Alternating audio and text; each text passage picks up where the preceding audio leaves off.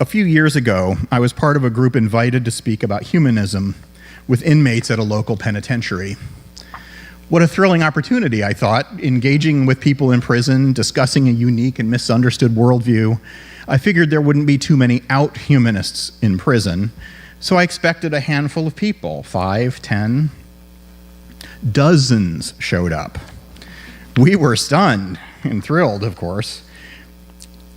But not long into our discussion on humanism, one of the inmates smiled sheepishly and said, "Oh, I thought you were talking about the humanities." So, just to be clear, I won't be talking about the humanities, though I am a big fan. Instead, I thought that a little Humanism 101 might make a good Sunday message, especially since so many people don't even know what humanism means. Meanwhile, everyone knows what atheist means. Though one person I know asked me if being an atheist meant that I worship the devil. So you can't win them all. Many of you here already define yourself as humanist. For you, I hope this message reaffirms you and helps cast our shared beliefs in a new light. Some of you might not see yourselves as humanist. For you, I hope to humanize humanism, especially those of you who might see us in a negative light. A little sympathy for the devil worshiper. And the rest of you might not be sure, and for you, I hope I can clarify what it means. When preparing for this, I originally planned to take the standard approach. Start with a formal definition of humanism, give a little bit of history, discuss famous humanists, bada bing, bada boom, talk is over. But that felt a little dry. Besides, most of the definitions I see of humanism emphasize what it isn't. But my worldview doesn't feel like a mere negation of other worldviews. It's a take on life that helps me find meaning, describes my moral code, and inspires me to take action. So why not describe it positively? In the book Presentation Zen, author Gar Reynolds suggests that when you're planning to give a presentation, you should look at your topic with beginner's mind. Don't address your topic like an expert. Try to explain it as if you're encountering it for the very first time. So let me try that with humanism. I'll paint a brief picture of what I see as the humanist worldview and build it up from scratch. Here goes. As far as we can be sure, we have one life, which gives us only one chance to explore our surroundings, to know the universe. The best way to experience life is to be aware of it, fully and truthfully. This means to probe it, question it, look at it in new ways, and to let what we experience shape us and provide color to what we see next. To live a meaningful life, then, is to become aware of the world in as realistic a way as possible. In short, curiosity and awareness bring our lives meaning. So far, so good. But there's more. What's one of the first things we become aware of in life? Almost immediately, we experience pleasure and we experience pain. From an early age, we realize pain sucks. And pleasure, bring it on. Bring me more of that, please. And as we mature, we realize that others feel pleasure and pain too. We feel empathy when we see someone wince after they cut their finger. We feel a rush of joy when we see someone accept a marriage proposal. This understanding compels us to adapt our own behavior to avoid hurting others. If my pleasure causes pain in others, I must change what I do. Not only that, but we find out that when we make others feel good, we feel good as well. So our earliest moral code is to treat our family and friends in a way that increases their joy and reduces their pain. Let's call that moral code kindness. As we gain further awareness of the world, we extend our kindness to people in our community, and even further to people in our country, and ultimately to people we might never meet. We can take that kindness further to other animals. Their pleasure is our pleasure. Their pain is our pain. When we extend our moral principle of kindness to other beings, we add meaning to our lives. In short, compassion and kindness help us lead a moral life, and the moral life also brings our life meaning. So these two concepts remind me of something Neil deGrasse Tyson said. I am driven by two main philosophies, know more today about the world than I knew yesterday, and lessen the suffering of others. You'd be surprised how far that gets you. That lines up nicely with the two philosophies I just described, which we can see as cornerstones that build a humanist worldview. Cornerstone 1, curiosity and awareness bring our lives meaning. Cornerstone 2, compassion and kindness bring our lives meaning. They may not be the only building blocks, but they're critical. There are two things I like about this exercise in defining humanism. First, I'm not throwing a dictionary definition at you. Humanism is a progressive life stance that, without theism or other supernatural beliefs, affirms our ability and responsibility to lead meaningful, ethical lives capable of adding to the greater good of humanity. That's the American Humanist Association definition. There's nothing wrong with their definition, really. It's accurate and it's clear. But if I started my talk with this, it would have felt stiff and academic. The second thing I like about this exercise is that it's positive. I don't have to describe humanism in contrast with other worldviews. It builds a philosophy from experience instead of dictating it from above. Speaking of that, did you notice that my exercise didn't refer to God at all? To me, that's the best part. It means that my philosophy isn't defined in opposition to the concept of God. Instead, God is irrelevant to my personal philosophy. If a godlike being makes its presence known to me, then I can try to fit it into my worldview. Though at first I have to make sure nobody slips something in my coffee. But until then, the concept of God doesn't add anything to my understanding of the world. If anything, God only confuses things. When you look at humanism this way, it's easier to answer the usual questions people have about humanism. Are humanists atheists? Can you be an agnostic and be a humanist? And the answer is many humanists describe themselves as atheists, like I do. And yes, you can be agnostic and humanist.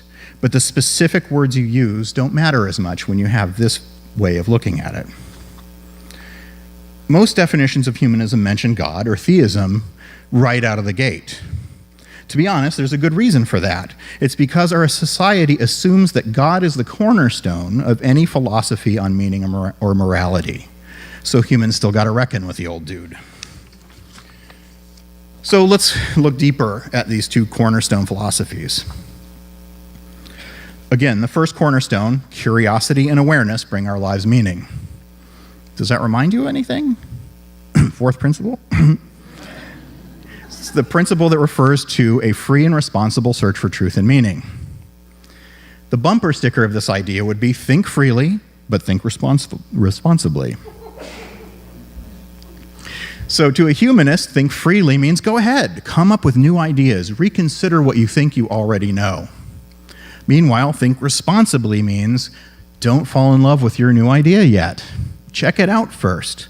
Don't just look for evidence supporting your new idea. Look for evidence that might prove it wrong. That's where conspiracy theories go wrong. Have you been following this QAnon nonsense lately? They're really good at searching for evidence that supports their theory, but not for evidence that might prove them wrong. We also know that we need to be aware of our own minds, our biases, our expectations. Could I be fooling myself to protect a cherished but flawed belief? If your idea doesn't hold up, toss it aside, at least until better evidence comes along. Our goal is to know the world as it is, not as we wish it to be. Besides, as Byron Katie said, when you fight with reality, reality wins 100% of the time. So humanists are more likely to assume that the mysteries of life have natural explanations. To us, magical explanations only derail the journey of discovery. At this point, you're probably thinking, hey, wait a minute. That first cornerstone sounds a lot like science. Shouldn't it just say, be a scientist? Not really. What I'm saying is broader than that. Approaching life in this way doesn't require a degree in experimental discipline. All it suggests is to see the world actively, interact with it mindfully, and interpret what you see humbly. Curiosity and awareness bring our lives meaning. Now we get to the second cornerstone philosophy. Compassion and kindness bring our lives meaning. The first cornerstone alone might describe the stereotypical atheist, the one who only loves science, the kind that listens to everything you say, but only in order to sniff out every logical fallacy. Been there, done that. I like to think of it as mere atheism. But really, that kind of atheist is using the first cornerstone badly. After all, if the first cornerstone describes a journey of discovery and understanding, the second one reminds us that the first is about more than simply exploring the cosmos. Instead, the second cornerstone extends our journey to the understanding of other beings. As we come into contact with others and pay attention to them, we see how they also experience pleasure and pain. And this becomes a basis for our moral code. Here's a great quotation from the birthday boy, Robert Greene Ingersoll, who gave us our opening reading. He describes the second cornerstone perfectly. Happiness is the only good. The time to be happy is now. The place to be happy is here. The way to be happy is to make others so. Ingersoll didn't call himself a humanist. That's because back in the late 1800s, the word wasn't commonly used in the way that it is today. But he was definitely a humanist. He was way ahead of his game. As a lawyer, he fought against blasphemy laws. He promoted Darwin. He fought racist beliefs, supported women's rights. He railed against poverty and injustice, all before 1900. And he was a phenomenal speaker, back when lectures were a primary source of entertainment. Combine Elvis, Beatles, and the Rolling Stones into one, and you have Ingersoll. I should probably update those acts a little bit, Many said that with his gifts, he could have been president. But there was one problem. He was an infidel. What's that? I'm sorry, I thought I heard something. He was an infidel. Infidel! His most famous speeches railed against religion in general and Christianity in particular. Priests dubbed him Robert Ingersoll. Biographer Susan Jacoby said that when he came to town, everybody went to his events, even devoutly religious people, if anything to see whether the devil had horns. When he died, the Washington Post called him the sleek, jolly plenipotentiary of His Satanic Majesty to the United States of America. Mark Twain was more effusive. Bob Ingersoll's music will sing through my memory always as the divinest that ever enchanted my ears. Except for my daughters, I have not grieved for any death as I have grieved for his. His was a great and beautiful spirit. He was a man, all man from his crown to his foot soles. My reverence for him was deep and genuine. He spoke at Walt Whitman's funeral. Ingersoll was the central figure in what historians call the Golden Age of free thought, a brief time between Reconstruction and World War I, when free thinkers openly argued that science, reason, and compassion was preferable to blind obedience to authority, tradition, and religion. If only Make America Great Again referred to the Golden Age of free thought, right? I don't think they do. The humanist movement in the US emerged from this golden age, spurred on by a minister who'd been defrocked from the Reformed Church for arguing against the divinity of Jesus and the infallibility of the Bible. Minister John Dietrich found a home in the Unitarian Church, where his beliefs evolved from religious liberalism toward what he called naturalistic humanism, which he described as a religion without God. When I first joined this congregation, I had a vague idea that UUs were welcoming to atheists. But when I heard the history of John Dietrich and his humanist pulpit, I felt even more welcome. So we humanists share a century... let me start over. So we humanists share a century... Boy, I read it again this morning. I had it. See, do you feel pain? Do you feel my pain here? So we humanists share a century-long history with Unitarian Universalists. And if you look at the UU7 principles, they're perfectly compatible with humanism. But as Mel Torme might have said, it isn't all velvet. Indeed, there's a stereotype of UU humanists that one minister described as the older cranky humanist who just wants to go to lectures about science and doesn't like the minister. There's some truth to this. Many humanists are triggered by the churchy atmosphere, and we often find theistic language like worship to be non-inclusive or othering, to use social justice language. After all, it's hard to fight against the use of under God in the Pledge of Allegiance, only to turn around and sing about God on Sunday morning. Some of the people in our local humanist group look sideways at me for coming here. One even argued against meeting in this building as if something would rub off, which is a shame because I've learned a lot as a UU Humanist. For one, it allowed me to probe my humanist beliefs more deeply and helped me find where I disagreed with mere atheism. I learned how to find the line between standing up for godlessness and being an insufferable ass. Well, maybe I still need to learn. It's a journey. UU's taught me how to be better at the second cornerstone. For example, UU's gave me a chance to stop reading about racial injustice, a first cornerstone activity, and go out and do something about it. I've also become a better atheist activist, more emboldened to work with the next wave of activists who see atheism as part of a larger social justice movement. There's also things that humanist UUs might be able to teach. As I said before, we fancy ourselves as experts in the responsibility part of the free and responsible search for truth and meaning. We've warned about the perils of sloppy thinking for years, long before conspiracy theorists got elected president. We warned you. We're also good at fighting the complacency of belief, which we've seen happen with theists and with atheists.